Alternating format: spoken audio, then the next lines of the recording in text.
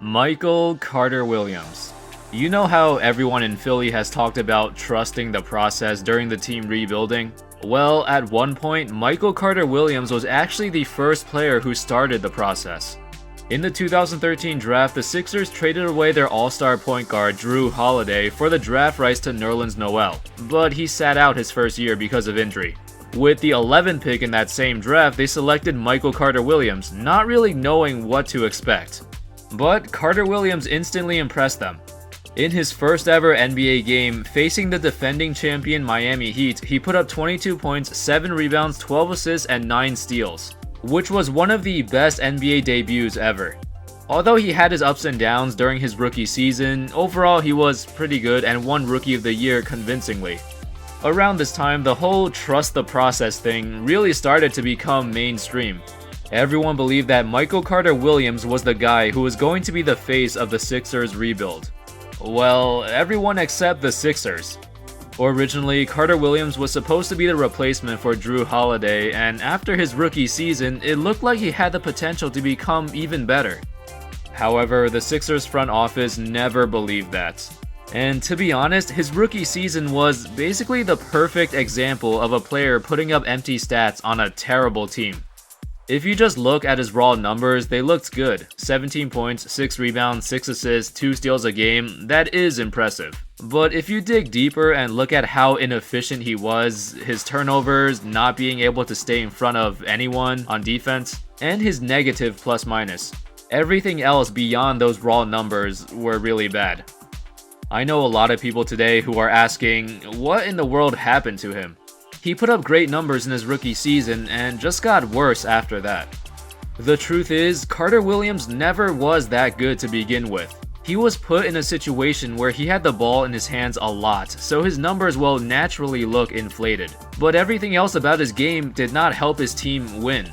In fact, his playstyle and skill set is something that the majority of teams do not even want in a point guard. And out of all qualified players who attempted at least 15 shots a game in the 2013-14 season, he had the second lowest true shooting percentage in the entire league. The only player who was less efficient at scoring than he was Josh Smith when he was in Detroit. That's not great company to be with. Also, it's worth mentioning that one of the reasons why the Sixers even gave him all that playing time was because they probably knew that he wasn't that good. But they wanted to tank and lose games anyway cause, it was just the beginning of the whole process. So they basically let Carter Williams chuck up as many shots as he wanted to until they finally got rid of him, which didn't take that long. In the 2014-15 season, at the trade deadline, the Sixers traded him away for a future first-round pick because they figured that he was not going to be their future point guard. So anyway, Carter Williams landed in Milwaukee, where he was thrown into the starting lineup and given the chance to prove himself again. This was actually a decent situation for him because Jason Kidd, who was a new coach at the time, he liked the idea of having a bunch of long, athletic guys on the perimeter who can switch everything on defense. He actually had a good rest of the season with the Bucks as their starting point guard and helped them make the playoffs in 2015. At that time, he was still seen as a project and someone who has shown that he could get better from there. But the 2015-16 season came and some unfortunate events stopped him from really breaking out. He was playing well in the beginning, but then he got injured, and when he got back, he started playing poorly again and then lost his starting spot. Throughout the season, he was very inconsistent, and the Bucks were struggling to stay in the playoff race. And looking at all of the advanced stats, all signs pointed to the Bucks being better without Carter Williams on the floor. Although things like plus-minus are misleading, but still, he was not that good. And later on in March, he suffered a hip injury and sat out for the rest of the season anyway. At this point, the Bucks basically gave up on him. Theoretically, MCW should have been a good fit for the team because Jason Kidd likes taller point guards with good length, but he just wasn't that good as a player. At the beginning of the 2016-17 season, the Bucks traded him to the Bulls for Tony Snell. It was a trade that nobody really cared about at the time. Snell had some lackluster years in Chicago, and MCW didn't look like he was gonna get any better anyway with the Bucks.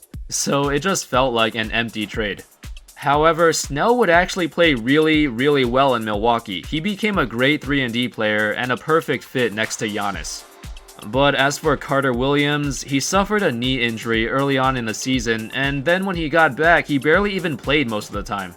His minutes were always inconsistent, but the 2016-17 Bulls team, they were kind of a roller coaster anyway. He barely played in the playoffs too, so that ended his unspectacular run with the Bulls. In the offseason, he signed with the Charlotte Hornets, and honestly, as of now, it looks like his NBA career is on the verge of ending. Once again, he's not playing much, and when he is on the floor, he's not good at all. He's actually really bad. As of this video, this is his shooting percentage. That's ridiculously bad. That's lower than Lonzo Ball's, and it doesn't look like he's gonna get better from here on out. And that's pretty much it. That's what happened to Michael Carter Williams. I know a lot of people look back at his rookie season and wonder how he fell off, but the truth is, he never was that good anyway. In Philly, he was the definition of an empty stats on a bad team kinda guy, and in the following years, the other teams that he's been on realized that as well. There are way too many issues with his game, which I mentioned earlier, and his basketball IQ isn't that great either. Honestly, I think in a couple of years, he's gonna be out of the league. But that's alright, maybe he can go overseas and put in some work and dominate in some foreign country.